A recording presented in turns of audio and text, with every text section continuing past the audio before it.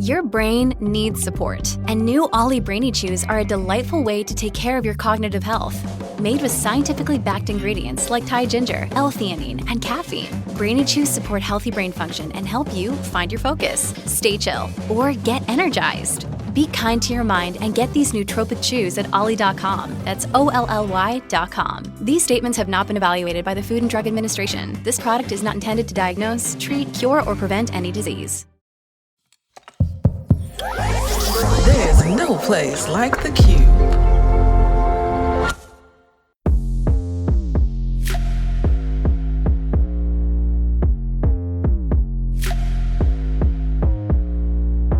Hey, I'm Adell. And I'm Anna. And we are AD Productions. Get ready to nod your head and laugh out loud as we bring an unfiltered perspective to Black life in predominantly white spaces. So, welcome to the Head Nod. Season 1, Black Life at a PWI. From the dorms to the quad, we stand tall, breaking down barriers, breaking the wall. Living at a PWI, we pave the way, Black and proud on campus every single day. This was brought to you by ChatGPT. Boom, boom, boom, boom. Welcome to the Head Nod. Dum, dum, dum. Sequoia Holmes is the host and creator of the pop culture podcast Black People Love Paramore. Yes, we do. She hopes to help Black people feel seen through her show's wide variety of topics, including Paramore, The Hills, anime, and more. While she's dropped the fingerless gloves plus tie aesthetic, you can still catch her jamming out to her favorite throwback emo playlist at any given time. Welcome, Sequoia. Hello. Thank you for having me, y'all. And we start each show asking for your name, which you gave us, the school you went to, and if there's a little call out, what would that be? Okay. My name is Sequoia. I went to UC Santa Cruz for undergrad, or University of California, Santa Cruz. And then for exactly one semester of grad school, I went to USC, the University of Southern California. The call out for that one is Fight On. The girlies might be mad at me for saying that since I did not graduate, but it is what it is.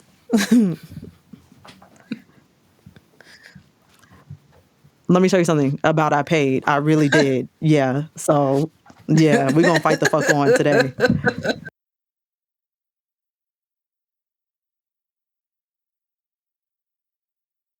Ooh, this is a good question. Okay. I feel like a PWI for me was more of a lack of education choice. Like, I went to predominantly white schools for a majority of my life. Neither of my parents went to college for real. I would like to clarify this by saying my mom went back to college when she was 50. She graduated the same year that I graduated high school. Yes, Super Mama. proud of her. Incredibly proud of her. It's just not the same experience as like going away to college, you know, when you're young and that type of thing. So just kind of first generation college kid blues is why I chose a PWI. That is probably the most different answer we've gotten, Anna, wouldn't you say? Yeah, but I think at some point, you know what you know. You know what I mean? I think a lot of folks that go to HBCUs go because their parents went to HBCUs. Of course, recently there has been a huge wave of like, yo, let us go. But I think at the end of the day, it's a lot of legacy folks who attend HBCUs and that tradition that they want to live on. And you know I think what I mean? going into that too, it's like, you know, having like looking at your family, like a lot of us, especially like I know in my school, we were all first generation college kids. Like no one in our family had, like amongst me and my friends, had gone to college either. So I think there's definitely like a conversation to that. So how was that experience even for you, knowing that your parents hadn't gone and your mom went back, snap, power to her, but being able to now see her go through the process and now how was that experience going to the PWI? Going to the PWI was fine, I want to say. It was okay. Are you holding back, Sequoia? What you not saying? It wasn't like, okay, for reference, again, I went to UC Santa Cruz. UC Santa Cruz is consistently ranked as the #1 most liberal school in the country. So the difference between going to UC Santa Cruz for 4 years and USC for 1 year was so fucking stark to me that it startled me. I was like, oh my God, white people act like this at USC for real. Like, this is crazy. I was just unfamiliar. I had spent 4 years with white folks who walked around with their shoes off on concrete and like smoked weed, very mindful of blackness and black culture and that type of thing. Were they still racist? Abso-fucking-lutely. But it was entirely different than the entitlement and racism that I experienced at USC. So it was fine, comparatively. In retrospect, it was even better because I went to USC, but at the time I was like, no, I don't love it. But it was fine. What did you get into on campus? Like, how did you find your people? Right. Or did you ever find your people? I did find my people. I joined a club called ABSA at UC Santa Cruz. Instead of BSU, we had ABSA, African Black Student Alliance, I want to say, which was cool. I also would hang out with the kids from this one college. I don't know if other schools have this, but my college was broken up into smaller colleges within the greater university, where certain colleges focused on different things, et cetera, et cetera. I would hang out with the kids from a college called Oaks, and in Oaks is where all the people of color were because that's where the social justice school was. That's where the sociology degree took place and all of that. So I found my little community in Oaks and at ABSA. And so what did you guys like? You're all good. Adell. So I was going to say my school's like that too. I went to Penn State and it's like 30 plus campuses all over Pennsylvania. So I definitely get that. What was the experience like kind of going in and kind of, finding your people? What kind of things did y'all get into? What was that experience like? What did we get into? I also went to a notoriously boring school, so we really didn't get into anything. It was lots of hanging out at each other's apartments, drinking. That was about it. We really weren't doing too much. We were chilling. It was cute. Well, say y'all had to be doing something. I mean, you was there for 4 years. So wait, like were there so programs, clubs, y'all making music? Now, like what you get? What you was doing, making Sequoia? music. It wasn't me, but that was absolutely taking place, and I was watching. I was thoroughly entertained by it. I did like that. I will say, at the end of my 4 years at UC Santa Cruz, the last year I decided I was going to do it's not study abroad because it's domestic, but they had like a program where you can go study in Washington, D.C. for a semester. So my last semester in college, I spent it in Washington, D.C. Washington, D.C., if you don't know, is colloquially known as Chocolate City. So having grown up in Southern California and then going to school in Northern California, going to D.C. was quite a fucking shock to me. I was like, wow, I feel so powerful here. Like, I feel so normal, which I didn't even realize I was missing at the PWI that I attended because I think it was 1.9% Black at that time, so we were hard to come by. And then I went to DC and I was like, wow, there's Black people everywhere. Target carries my shade and foundation. Like, there's natural hair products everywhere. Like, this is wild to me. So that was something that I got into that also helped me find my own community. Yay. I'm from DC, so that makes me happy. My favorite. It's my favorite city. Still to this day, I'm like, if given the opportunity, I will take my ass right on back very quickly. Yay. That's awesome. So, okay, so, I know you got to kind of find yourself and your people in DC. Tell us about that program. Like, what was the program like in DC? It was called UCDC. It was so fun. So it was students from all different UCs. The UC campuses go all up and down the state of California. So students from all different UCs would go to this one campus in Washington, D.C., as well as students from a couple schools on the East Coast, Penn, Carnegie Mellon, and stuff like that. And we would take classes and live in D.C., and we also had to intern. So you had to find an internship. I found an internship at a nonprofit called Urge at the time. And it was so fun. Like, you know how you kind of, as an adult, I don't know if y'all have this experience, but as an adult, I find myself wanting to travel and have experiences similar to that but it's difficult to find community and find friendship as an adult because there is no program.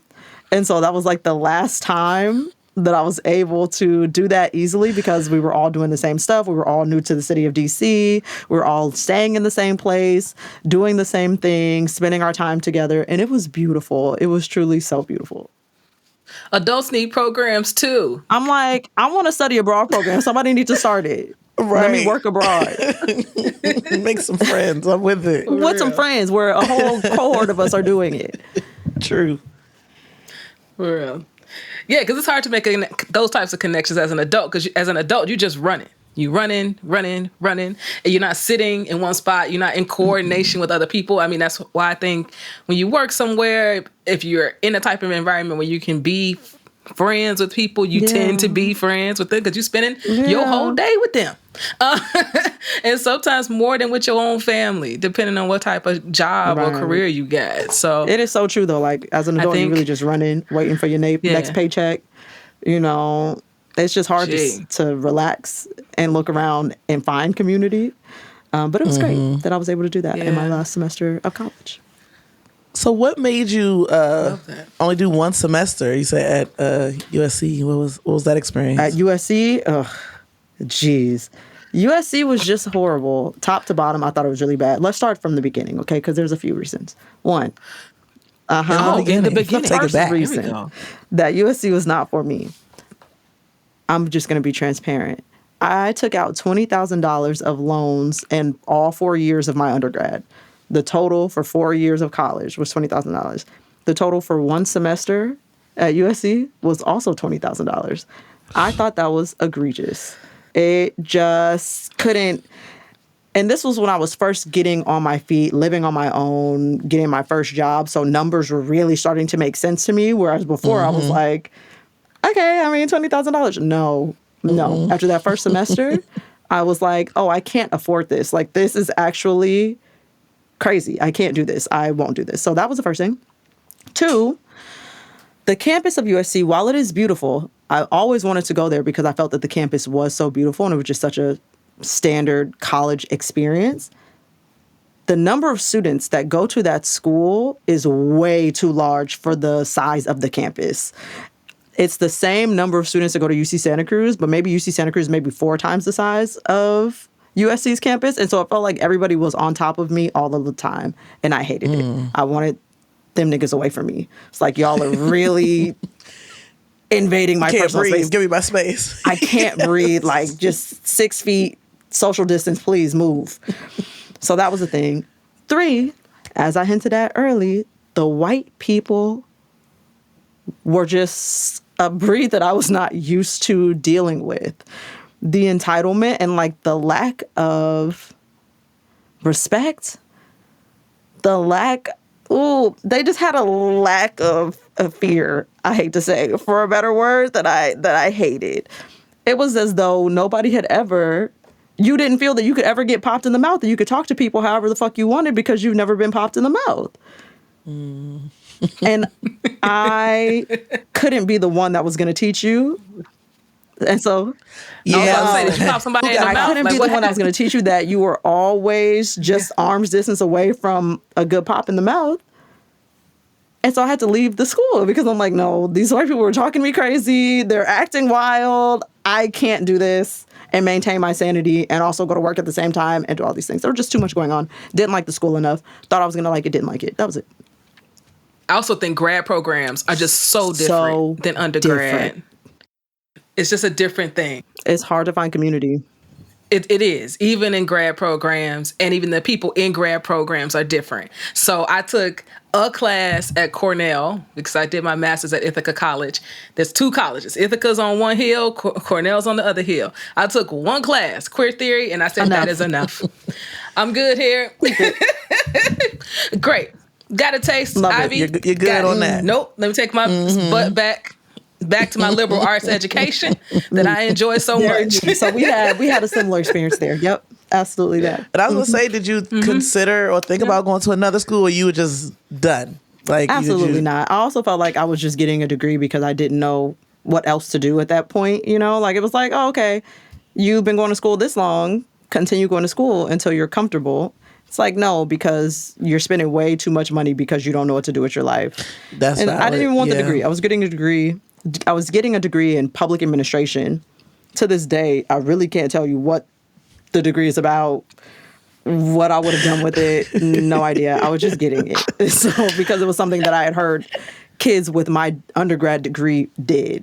And I was like, oh, no. It wasn't worth it. What's your undergrad degree? In politics. UC Santa Cruz has a politics degree instead of a political science degree. What's the difference? I also don't know.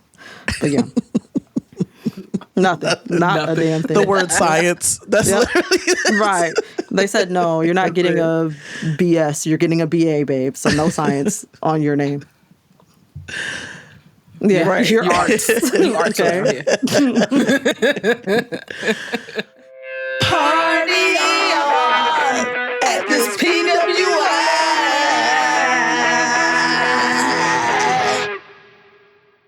So, I know you said that people was making music and rapping. So speaking of music and stuff, when you got to the campus or, started kind of getting used to college life, was there any new music that you got exposed to? Yes. My roommate, who I ended up living with for 10 years, we were randomly assigned freshman year. We just stopped living together as of December last year, and that's because I moved in with my boyfriend. Shout out Tommy. I love you so much. Well, say shout out to that. That's awesome. She truly one of the best human beings I've ever met in my life. And she alone is a good enough reason to have gone to a school that I would not otherwise choose to go to. Anyways, she's a white woman. And she took this class, history of the Beatles or something. And so she went through a real hard Beatles phase where she just had it on a loop. And I had never listened to anything that the Beatles put out. And I was like, oh, hold on. Here Comes the Sun kind of eats. Okay. I see why he will like this. Like, yeah, this is doing something. Yep. So that one. Here Comes the Sun. It's good. I was like, yeah. Here comes the sun. It's so bright. It's just so bright. It's so happy. Yeah.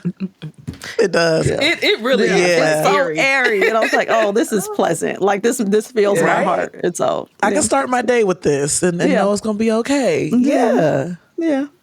That's a real. Beatles class. Wow. That's real. And I think that makes a good point, like, about why we want to do this segment in the first place, because the Beatles are very iconic. You know what I mean? But the Beatles were not playing in my house. Never. No. It was not on rotation ever. Not on the radio stations my family listened to. None of that. I could appreciate that the Beatles were the Beatles, but it wasn't like I was listening to them. I couldn't name a song they did. At all. Couldn't name a song before that. Yep. At all. Couldn't tell you anything. So funny. Now I'm like, where did I learn that song? Because I'm like, hold on, where did that start for me? But here we are. Our white people. Whatever white people we know. Someone was like, we gonna play this right now. That's what it is. Yes. 100%. Hilarious. There's no place like home. There's no place like home. There's no place like home. So I know you said that Santa Cruz isn't somewhere you probably would have gone. Yes. So was there ever a moment where you wanted to click your heels like Dorothy and just go home? And what was that moment like? Ooh, and go home? I don't know that I ever wanted to go home. I don't know that was like really what I was thinking. I felt like folks at home were a little bit trapped, and I felt happy that I was able to not be trapped. But there were definitely moments where I wanted to click my heels and go to a different school, and HBCU specifically. I was like, wow, when you get to college, you learn about that. Too late then, you in college, could transfer, but it's like, I wish I knew this 2 years ago. Now. Okay. Right. Yeah. And I'm like, damn, I really would have went to Howard for sure if I had known more, but I just didn't know that much. You just That's love real. DC. I'm here for it. I was about to say, Chocolate City. She back I here. really Yes. Yes. Yeah. It's interesting too when you think, like, that's a conversation too that we haven't really had, like thinking about the people that were left back at home and like that mentality too. Yeah. Like when you go home for a break and it's like sometimes connecting with those people. Like I had this one girl, I had to cut her free because she was just stuck in high school, just mentally, like, and like the gossip and just like, did you hear that so-and-so did this and had a baby with it? No, I didn't. Sure didn't. I don't care. Don't care. at all. I'm grown. That's a whole nother thing. Like, yikes. Yeah, definitely that. You just in two different worlds. Yeah, and it's Very different. much. It's so different, and it's like you go through that phase where you're trying to like stay connected, and then you're like, it's not going to work. I'm not even the person I was then. Like, I've evolved. 100%. 100%. I have a question. How did you know? How did you know? So, you said it wasn't a time where you wanted to go home, but you did think about going to another school. Was there a moment we know not for grad, but was there a moment in your undergrad where you were like, okay, I really enjoy this. I like this. I can dig it. Were there any memories like associated or some cool stories around you feeling like you're in a good place? A good place. This is hard. This is a hard question because I now, maybe like, how far am I removed from undergrad? Maybe like 7-8 years removed. I feel so distant from the people who I was close to in undergrad that it's just like hard to look back and kind of remember the good times because I'm like, I feel like I don't even know these people for real, except for my roommate who I just mentioned before, of course. So if I had to choose a highlight or something, it was probably freshman year when we were randomly assigned to a suite. There were maybe 6 girls randomly assigned to a suite. And we all just bonded so much.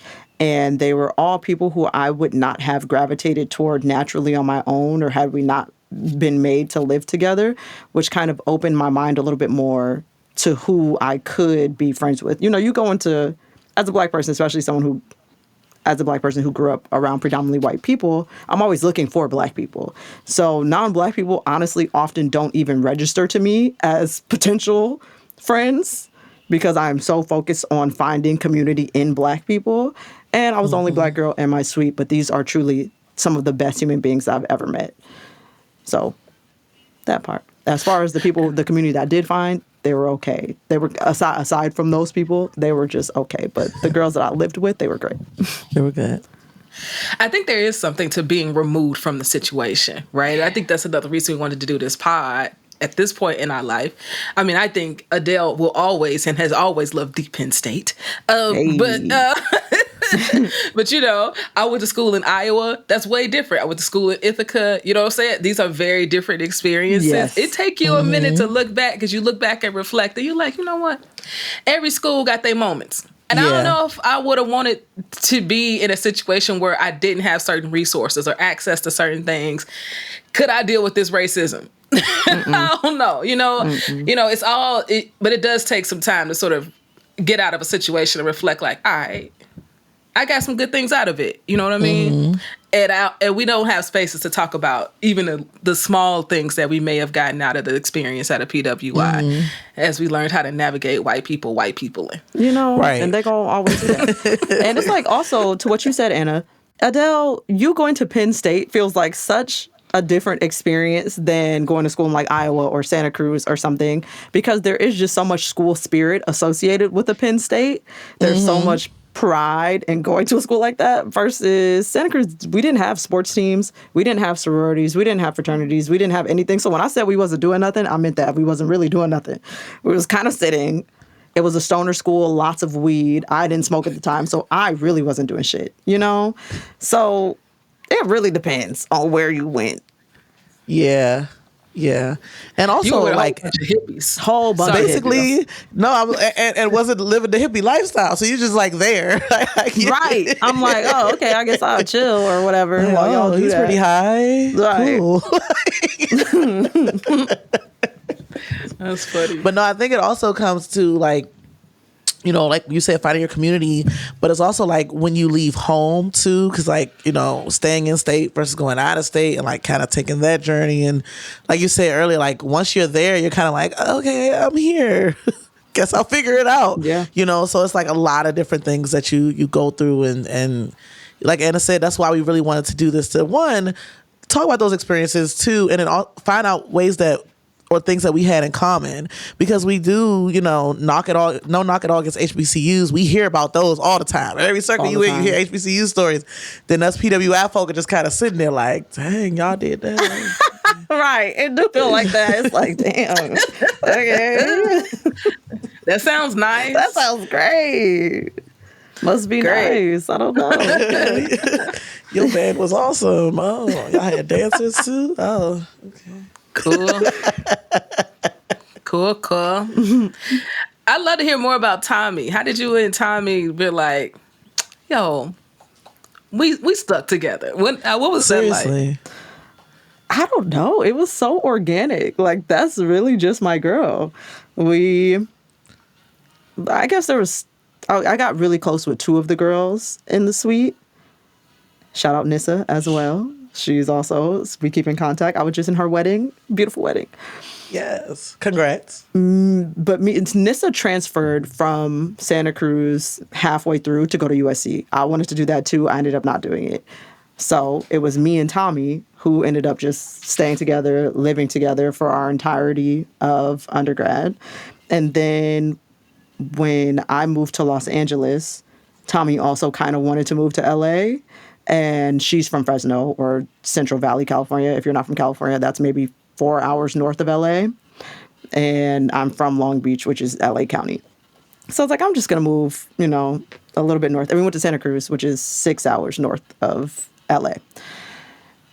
So when she decided she also wanted to move to LA, when I wanted to move to LA, we were like, well, why don't we just keep the party going? And so we did. We got our first little apartment. And we both went to USC, too. We both got into USC, which is in LA. And so we got an apartment near USC. That apartment got broken into. And so we had to move. I mean, never mind. I'm going to leave that there. And we had to move. We moved to another apartment where also some wild shit was taking place. We moved again. And it was great. We stayed that last apartment for 4 years. A total of 10 years. Moved out because my boyfriend, she's fantastic. Love her to death. She's so fun. So funny. We are 3 weeks apart exactly to the day. Oh, wow. She's great. What are the things that happened? Oh. You said it got crazy. There was, our neighbors in the building were children in our first apartment. And I mean children in like the old children stage, maybe like 15, 14. Mm-hmm. They crawled through our bathroom window. And what? I'm sorry, you said what? They crawled through our bathroom window, the children. And first they stole my bike and broke into my car. And then they crawled through our bathroom window and stole just money, passports, computers, and everything out of the apartment. And we realized we had to leave. We couldn't do that. We talked to our other neighbors. Mind you, this is like an apartment building with 4 units in it. So we talked to our other neighbors that were families, and they're like, yeah, they do that. Yeah, they do that. So we just used to them terrorizing the whole Question mark, question mark, question mark. What the fuck do you mean? Yeah, they do that. Okay. I grew up on the east side of Long Beach. So, my house has been burglarized before. It's not the first time for me. But I know the level of security you need to have if you are going to live in certain areas. So I keep telling my very white roommate, Tommy, close the fucking bathroom window. You think this shit is a joke? Or it's funny? Stop. She's like, the bathroom window is so small, Sequoia. You're being paranoid. The bathroom window is literally so small. I'm like, where there's a will, there's a way. They will get in here if they want to get in here. And you're making it too easy by leaving one of the orifices of this apartment open. Okay? Not orifices. Not orifices of this apartment is open because you don't take this shit seriously because you're from the middle of nowhere. I'm not, okay? Of course, they crawled through the fucking bathroom window, and you just stared at her, huh? Literally, I said, so next time you tell me I'm being paranoid, I don't want to hear it. I don't want to hear it because no, I'm not. I know what I'm talking about. No, I'm not. So that happened. So we moved again, and when we moved again, there was this one gentleman who was a user of some drug. I want to say maybe crack, just because that's what popped into my brain. He was around our age too. Maybe we're like 23, 24 at this time. He was around our age, And he would often ask us for like water and stuff. And I'm just like, of course. And like, you know, help him out, get him water and that type of stuff. He seemed nice. And then one day he pulled up with both knees broken and literally dragging himself on the ground. He could no longer walk. He was just dragging himself along the ground using just his arms. And that's when I was like, yeah, it's time to go from here too. This is a little bit too much for me. We're going to have to go from here too. So we went from there as well. Wow. That is a lot. Yep. You're right. That was a lot. That was a lot. I'm glad y'all found y'all spot though.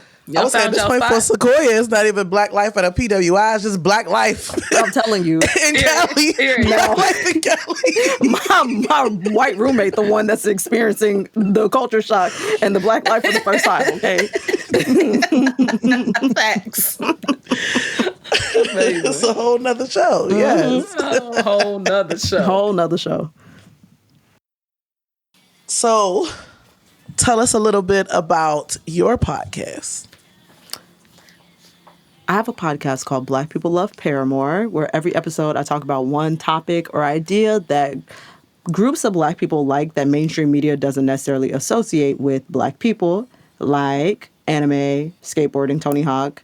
I always say skateboarding. We actually don't have a skateboarding episode. We just have the Tony Hawk episode. But I feel like, you know what I'm saying. We understand. Yeah. You know, Degrassi, the hills, astrology, certain phrases, colloquialisms, and words, which is one of my favorite episodes. Please check that one out. It is very fucking fun. Go check it out. You can get that wherever podcasts are available. You can get that literally anywhere. You can get it on YouTube, as well as anywhere else you can stream podcasts. What made you name it Black People Love Paramore? It's true, but what made you name it that? A couple things. One, I talk about Tommy so much. I just know she eats it up. She just loves it. Nah, here we go. Tommy, my white roommate, we were sitting together one night, and she was talking about how she just hated Paramore. And she hated Paramore for very specific reasons. Her ex-boyfriend had done some shit with Paramore or whatever. She hated Paramore. And I was like, Tommy, that is anti-Black. And I tweeted it. And I was like, Twitter, Tommy, my white roommate, just said that she hates Paramore. Is that anti-Black? And everybody was like, abso-fucking-lutely. And I was like, yeah, Black people love Paramore. Yes. I was like, yeah, Black people do love Paramore. There we go. I love that. I love that story. Yeah, and I'm sure Tommy loves hearing it too. I know she loved that one. I know she loved that one. She'd be like, stop telling people that. Stop telling people that. I am not anti-Black. Right. So make that clear. You gonna be at Tommy's wedding and give it a toast. Right. So I remember this time. That's gonna be the toast.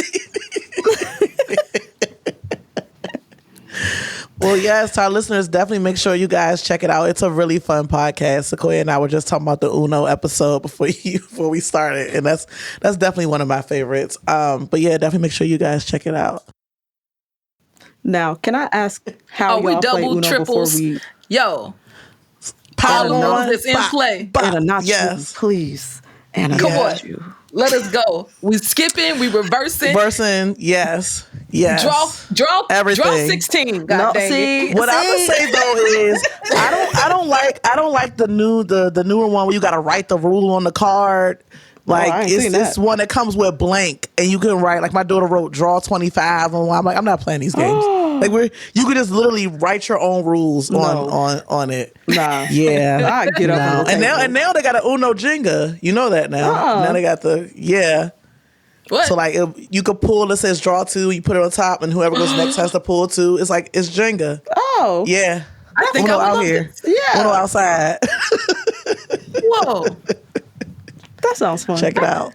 Yeah. I get I think that. I would love that. For sure. Also, side note, I just thought of one more thing about college that I wanted to mention on this podcast. I'm assuming that people who are like going to college or anything might listen to the show, right? I think it's possible, yeah. Right. Our audience are, of course, those who have graduated already and all Yeah. that, but I definitely think it's possible, yeah. It would be a good podcast to listen to just so you can get a feel for like the different colleges. I'm sure people talk about their experience and that type of stuff. I had never set foot in Santa Cruz or on UC Santa Cruz's college before my first day of school. And I felt like that was going to make me feel very isolated, very alone, very ostracized and that type of thing. It very much didn't. I think as long as you move as though you know some shit, you blend right in. Nobody know nothing. That's the bottom line. Everybody's winging. Nobody know nothing. Pull up. Facts. Do your thing and keep it pushing. You're right. Fake it till you make Period. it. I'm with it. Period. Well, we appreciate you for joining us today, Sequoia. Thank you so much for having me. This is a very fun podcast premise. We're so glad you joined us. This was lit. Thank you. This was good. And I think, it's funny. We got somebody else who went to USC who absolutely loves it. Okay. Loved it. So this is going to be good. I was thinking the same thing. Thinking the same thing. Loved it. Yes. Hands down. Yes. I'm assuming they went for undergrad, so I'm going to give it to them. Yeah, they did. And they had a whole floor where the black people lived together. Yeah. Like, I would kill for this type of experience in undergrad. Yeah. Yeah. You know what would be funny is if we both had y'all on at the same time. We did like a double header with the both of them talking. She'd be like, girl, you didn't even go to USC. But it Stop sucks. playing. She's like, no, but it's this. We had these floors. She said, We had the floor. I think it was called like Somerville or something, she said. Remember? Yeah, it had a name. Yeah, I think it was Somerville. Had a whole name for the floor for all black people. That's a really good title, too. I like that. That's a good name. I know. We were like, oh, that's dope. Yeah. So going like, dang, that was not me at all. Meanwhile, and the black little college at Santa Cruz, or the one where all the people of color went, was always losing power and was just like, hell no. Everything was going wrong with it, and that was not happening at the other colleges. So, yeah, it was just mistreated. Yeah. Fix it, Santa Cruz. Fix it. Fix it, okay? Now, all of it, yes. Fix it.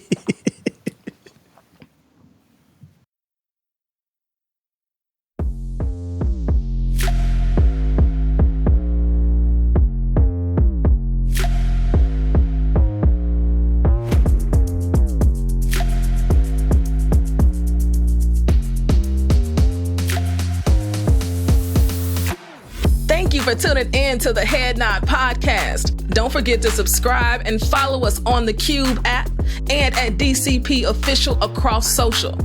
Family, follow my sis Adell at I am Adell Coleman across all socials. And follow the coolest to ever do it, DeShawn at DeShawn on all socials. Listen wherever you get your podcasts. And if you really dig it, leave a rating and a review. Keep nodding your heads with us. Until next time, this is the Head Nod.